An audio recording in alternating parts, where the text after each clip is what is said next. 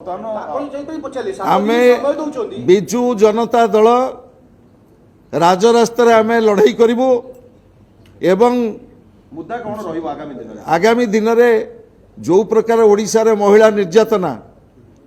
सोमेश्री जो प्रकार नियारे जाली है कि मरीगले कैंपस आज असुरक्षित महिला माने आज निर्यातित आदिवासी हॉस्टेल रे जो भली भाव में अंतःसत्ता करा जाउची नाबालिका मानकू एवं आज महिला असुरक्षित से संपर्क में बिजु जनता दल रास्तार लड़ाई जारी रखी लड़ाई जारी रखिबो। ए ट्वीट रे गोटे कथा लिखा है जे दुखद मुहूर्त रे ए संबंध कोनोसी संवेदनशील मंतव्य न दियंतु एभली एक ट्वीट रे दिया जायछि कारण से पुलिस प्रशासन रो कोनोसी नैतिक दायित्व नाही से एभली ट्वीट करबा पई से प्रथमे नैतिक दायित्व नियंतु जे पीड़िता जितेबाला चिकित्साधीन थिले आ भितरे प्राय 9 दिन घटना घटिलानी 15 दिन घटना घटिलानी 15 दिन घटिलानी किंतु से संपर्क में तदंत प्रक्रिया कोठी थिला भुवनेश्वर ठू आरंभ करी पुरी ठारू आरंभ करी भुवनेश्वर पर्यंत दिल्ली पर्यंत पुलिस रो कौन अनुसंधान थिला पुलिस रो सुनंतो पुलिस रो कथा पुलिस सबले चिंता करतुला जे रोगी जे पीड़िता उत्तम सेवा पांतु चिकित्सित होई फेरंतु ए घटना तापरे आमे ट्वीट करिवु मुआको निंदा करूची मुआको निंदा करूची नहीं निंदा तो करूचंती मु पुलिस रो एभली आभिमुख्य को मु संपूर्ण भाव निंदा करूची 15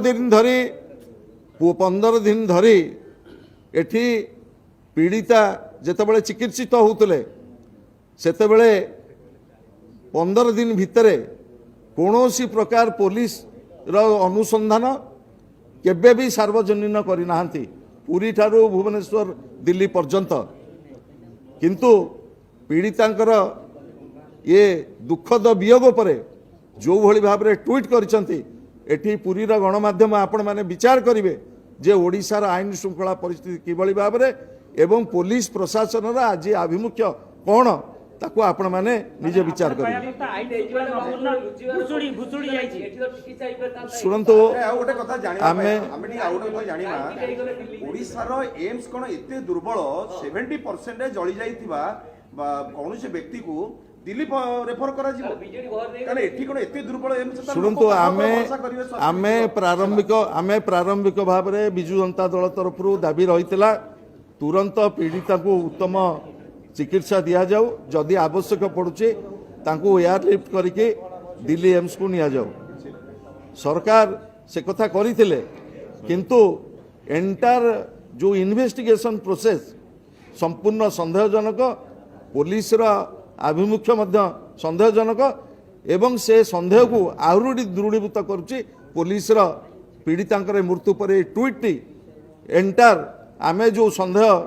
प्रकाश करुचु ताकू अत्यंत बलवत्तर करिछि ए ट्वीट।